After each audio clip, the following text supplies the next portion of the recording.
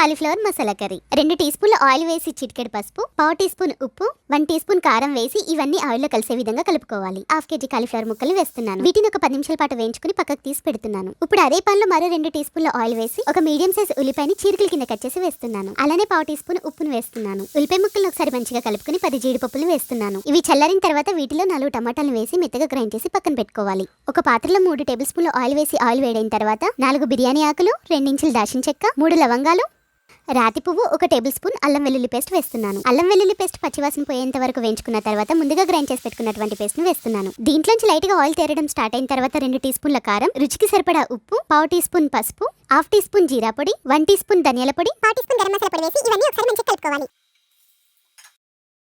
మగ్గినటువంటి ఈ కాలీఫ్లవర్ ముక్కల్లో గ్రేవీకి సరిపడా వాటర్ ని పోస్తున్నాను. కర్రీ ఉడకడం స్టార్ట్ అయిన తర్వాత ముందుగా వలిచెట్టుకున్నటువంటి పచ్చి బఠానీలు వేస్తున్నాను. ఇప్పుడు ఈ కర్రీని మూత పెట్టి ఆయిల్ తేరేంత వరకు ఉడికించుకోవాలి. ఇప్పుడు చిన్నగా కట్ చేసినటువంటి కొత్తిమీరని వేసి స్టవ్ ఆఫ్ చేసుకోవడమే.